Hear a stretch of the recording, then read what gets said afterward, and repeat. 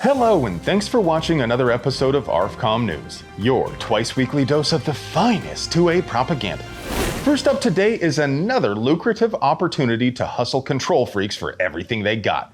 Despite overwhelming proof that gun turn-in events do nothing to stop crime, civilian disarmament activists and police state enthusiasts remain obstinately dedicated to disarming the most vulnerable among us. This time they allocated over 50 grand in prizes, and it looks like you can collect $200 for simple homemade pistols made via additive manufacturing. They also say you can get $300 for semi-automagical salty boys. I reached out to the organizer to ask what qualified as an assault weapon, but I haven't heard back yet. Undoubtedly that's so they can change the rules. No.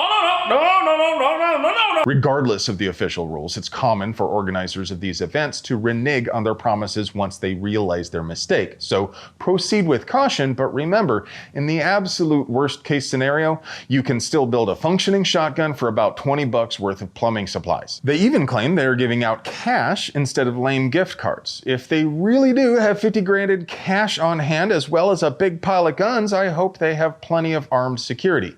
They're probably lying about the cash, but remember, you can use gift cards to buy gift cards. So take their Kroger gift card to Kroger and buy a Bass Pro gift card. Then get yourself something nice. Or just buy meat and bourbon. I'm not your supervisor. Regardless of what you decide, if you are anywhere near Baltimore next Saturday, you should consider it your civic responsibility to bleed their budget dry. And if any of you kings do show up, please send me pics or video. Of course, it would be impossible for us to produce quality 2A propaganda like this without sponsors, so let's pay some bills. Today's video is sponsored by Springfield Armory. Check out our review of their new St. Victor 9mm on our brand new gear review channel when you're finished here. As always, links in the doobly-doo. New for 2023 is the Springfield Echelon. The striker-fired polymer frame pistol features Springfield's new variable interface system for mounting multiple optic footprints and the serialized cog fire control for inserting into multiple frames. Find out more at springfield-armory.com. And of course, by TNVC.com, your source for good old-fashioned all-American night vision just like Mom used to make. 2 lawsuits challenging the Illinois ban on silencers have been joined into one case, and with their powers combined, they might even play a role in ending the draconian federal rules surrounding the use of these important safety devices. At the center of this case, the plaintiffs argue that silencers are arms in common use and protected by the Second Amendment, while the state of Illinois argues they are simply accessories and they are never used for defense. Of course, if that was true, it invites the question, why do you need to ban them if they're so useless? But that's not really relevant to the court, and what is relevant is whether silencers, or for that matter, other accessories like sights and bipods and lights and other stuff, are to be considered bearable arms in and of themselves. Why that's even a question when both the Illinois government and the federal government treat silencers as if they are arms in and of themselves beats me. But the outcome of this case will not only impact Illinois law directly.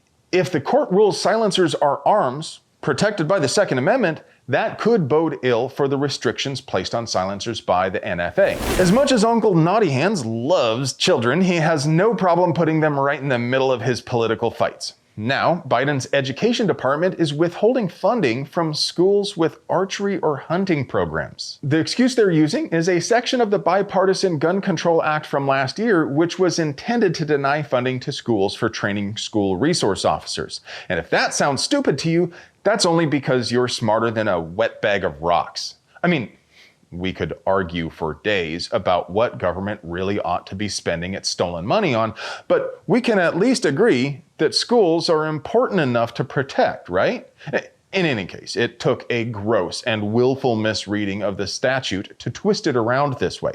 It is particularly infuriating because aren't these the same people who claim everyone needs training in order to have permission to have a gun? Why are they attacking actual safety training?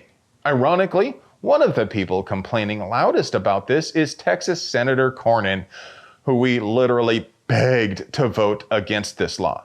I guess he thought we would forget that he pushed for this in the first place. If you would like to take one more chance to remind him of his mistake, you can reach him at 972-239-1310. Hey, did you guys see that video of a cop's gun firing while still holstered?